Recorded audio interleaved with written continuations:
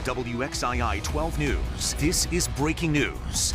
First at 6, breaking news on this New Year's Eve. A federal judge has formally blocked North Carolina's voter ID law. That ruling came down late this afternoon. The preliminary injunction in a lawsuit brought by the NAACP means that you won't have to present a photo ID to cast a ballot next year. The NAACP filed the suit challenging the law, claiming that it's racially discriminatory.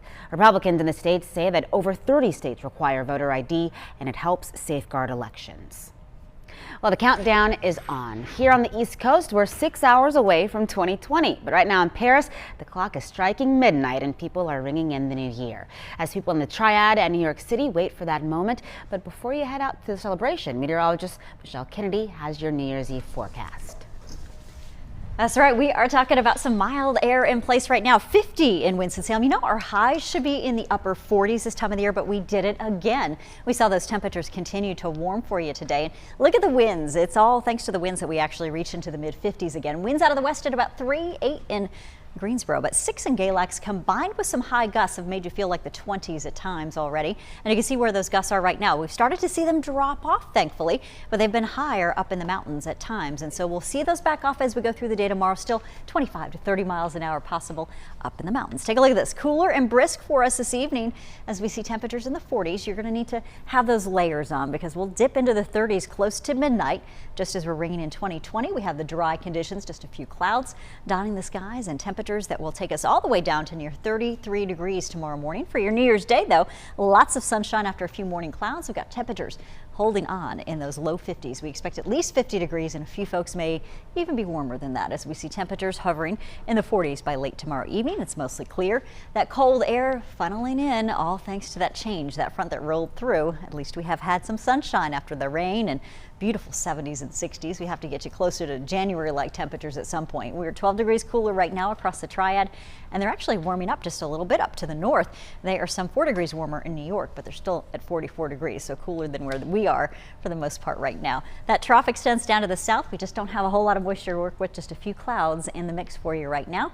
And we're going to keep you dry, so we're thankful for that. We hit 42 today in Galax. We've also seen 55 in Jefferson and 57. That was our hot spot today in Burlington. Much more on your New Year's forecast coming up. Thanks, Michelle. And if you feel like stepping out thanks to that nice weather, there is plenty to do across the Piedmont Triad to celebrate New Year's Eve. Our Kirsten Gutierrez joins us live from outside the Greensboro Coliseum, where the Abbott brothers are playing tonight. Kirsten, what are police asking people to do? Police want people to have fun, but they want them to be safe as well. Their number one message right now is don't drink and drive. Make sure you have a plan, and if you do plan to drink, have a safe ride home. Another message for those ringing in the new year is don't shoot guns in the air. Police say some do it as a New Year's tradition, but it's dangerous not only for the shooter, but those close by. While Greensboro hasn't seen many incidents of that in the past, High Point police say they have. Last year they had 4 calls and hope those numbers remain low tonight. Police say it's illegal to shoot a firearm within city limits, and even if you're outside the limits, you could still face charges if caught. Damage to real property.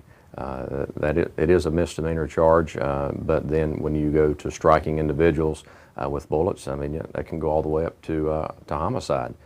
Negligence on your part because you can see where the bullet goes up, but you have no idea where the bullet's going to come back down and travel and what impact it's going to make. We want everyone to go out and have a good time, but again, the key is doing it safely. If you're firing a gun in the air or a firearm of any sort, you're putting yourself, your neighbors, and everyone's property at risk. You know, find another way to be jovial and, you know, go out and celebrate it, but do it safely. High Point police say they normally see falling bullets on 4th of July and New Year's Eve, but fortunately they have only seen property damage and no one has been struck by a bullet. Again, police want to remind everyone to have a happy new year and be safe.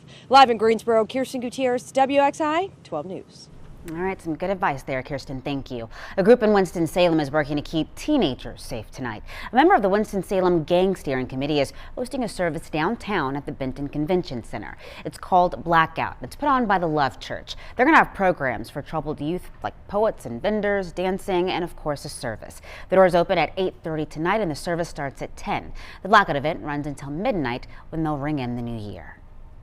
3 people are in custody right now accused of kidnapping and robbing a 14 and 17-year-old in Winston-Salem. Detectives arrested 20-year-old Jashawn Sproul and Lair Liggins last night. Both are being charged with 2 counts of robbery with a dangerous weapon and 2 counts of first-degree kidnapping. A third suspect, a 16-year-old, is also in custody. The trio is accused of forcing 2 teenagers into a car on East 10th Street, then robbing them. Police say both the teenage victims are okay. Also in Winston-Salem, police say they're looking for a man that stabbed another man near a bus stop. Officers found the victim on North Patterson Avenue just after 5:30 last night. Investigators say the victim and the suspect got into an argument inside the Church's Chicken restaurant out there. When they walked outside, the suspect reportedly punched the victim and later stabbed him several times. That victim is in serious condition. Police say they need your help finding a man accused of robbing a sweepstakes business in Winston-Salem. Here's the guy on your screen. Police say that walked into the City of Gold sweepstakes on Lynn Station Road off North Point Boulevard early this morning.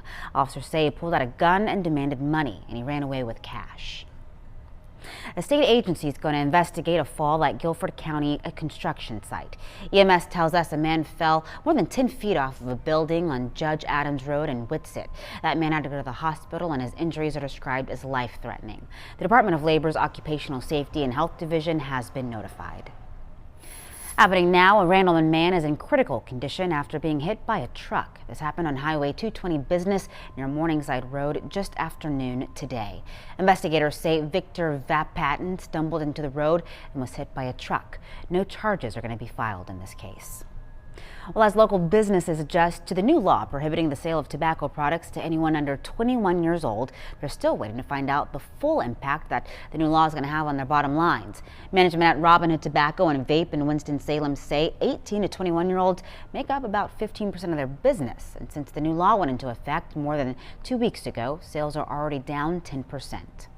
The vape shop in Winston-Salem says this age range makes up a good chunk of their business, and they're not sure what exactly they can expect in terms of sales moving forward.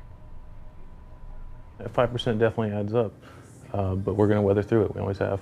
It's going to be damaging. I mean, you know, we still have to pay bills. Our sales are going to be down, and they are down on our e-liquids and some of our wraps. To try and cut down on confusion, Robin Hood Tobacco and Vape put these signs up themselves since they say the state hasn't provided any new ones, which the manager says the state has provided in the past. There are new training requirements for reporting and preventing child sexual assault and sex trafficking in North Carolina. The changes include making it a Class 1 misdemeanor for adults to fail to call the authorities if they suspect a child's being abused. The statute of limitations is also going to be extended for civil suits against abusers. Several new state laws go into effect at the beginning of the new year. One of those laws is going to allow Charlotte to contract with out-of-state law enforcement agencies to provide security for the Republican National Convention, which runs August 24th to the 27th. Another one's going to provide more than $121 million for relief from Hurricanes Matthew, Michael, Dorian, and Florence. That new law also provides funds for resiliency measures against future storms. A third new law will make revenue adjustments and improve transparency and accountability at the State Department of Transportation. Earlier this year, the DOT halted several projects and laid off temporary workers after storms and lawsuits drained the agency's funding. An important deadline in 2020, switching your license to a real ID. They've got a gold star on the top right corner, like this example on your screen. You do not need a real ID to drive, vote, receive benefits, and many more things, but you will need one to board commercial flights and enter secure federal buildings, including courthouses and prisons. The deadline to get a real ID is October 2020, and you can grab one at your local DMV. In a blow to U.S.-Iraqi relations, protesters stormed the U.S. Embassy compound in Baghdad today. They were angry over American airstrikes that killed dozens of fighters from a militia group. As Alice Barr reports, the embassy went on lockdown but hasn't been evacuated yet. The U.S. military stepping up security around the American embassy in Iraq today, sending in 100 Marines.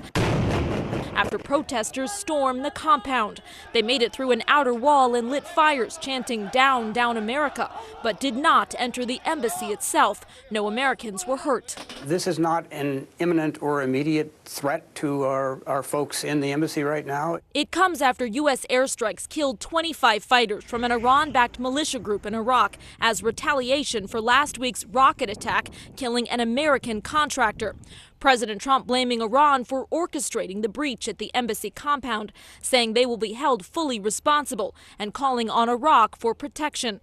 The White House press secretary saying the president will choose how and when we will respond. Some analysts say it's time for de-escalation. Something that ratchets down the military response a little bit, gets this back into the political or perhaps the economic realm, and gets away from us having people shooting at each other. Secretary of State Mike Pompeo spoke today with Iraq's president and prime minister, both assuring him they would guarantee the safety of U.S. personnel and property.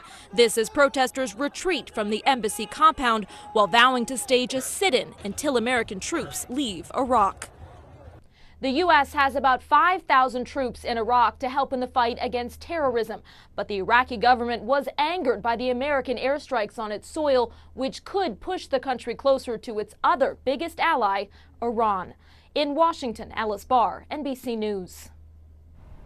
Several branches of the U.S. military are banning service members from using the app TikTok on government-owned phones now. TikTok is used to create short creative videos to share online, but the Defense Information System Agency suggests that government employees should stop using the app because it's owned by a Chinese company and it could pose a cyber threat.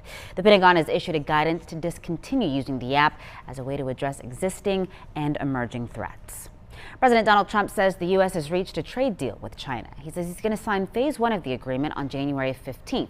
China's lead negotiator is expected to travel to Washington for the signing. The president also signed a law increasing fines for companies that use robocall technology. The TRACED Act gives officials the authority to fine companies $10,000 for each illegally placed call. Americans have dealt with more than 1 billion of these calls recently.